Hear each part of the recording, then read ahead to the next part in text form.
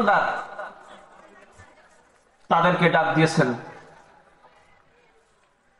ইয়া আইয়ুহাল্লাযীনা আমানু কুতিবা আলাইকুমুস সিয়ামু কামা কুতিবা আলাল্লাযীনা মিন ক্বাবলিকুম লাআল্লাকুম তাত্তাকুন। মুসলমান ভাইরা আমার,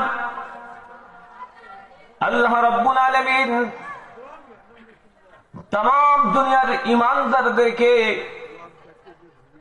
রব্বুল আলামিন সম্বোধন করেছেন সূরাতুল বাকারা 183 নম্বর আয়াত। আল্লাহ পাক রব্বুল আলামিন ঈমানদারকে ডাক দিলেন, ইয়া আইয়ুহাল্লাযীনা আমানু,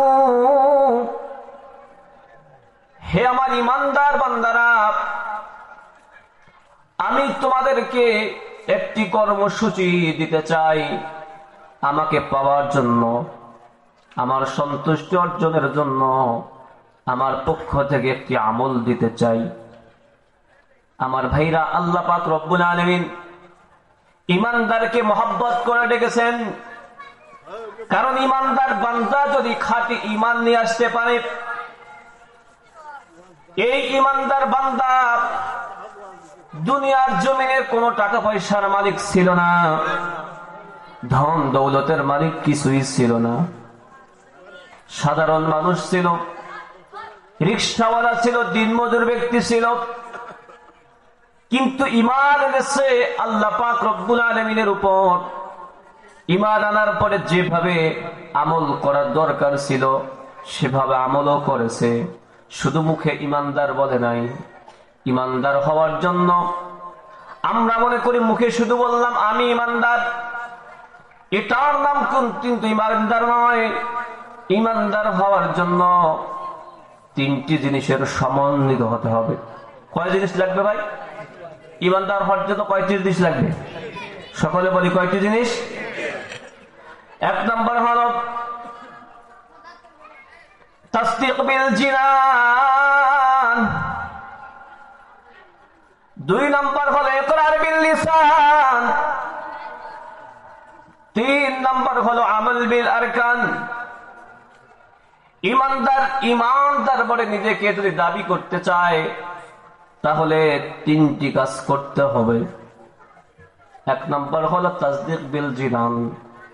বিশ্বনবী জনাব মুহাম্মদ রাসূলুল্লাহ সাল্লাল্লাহু আলাইহি ওয়াসাল্লাম আল্লাহ পাক রব্বুল আলামিনের পক্ষ থেকে আনিত সকল বিধানগুলোকে মনে প্রাণে বিশ্বাস করতে হবে।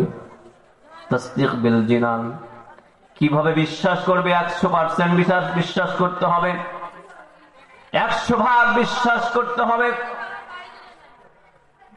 দুই নম্বর ইকরার বিল লিসান, মুখে স্বীকার করতে হবে।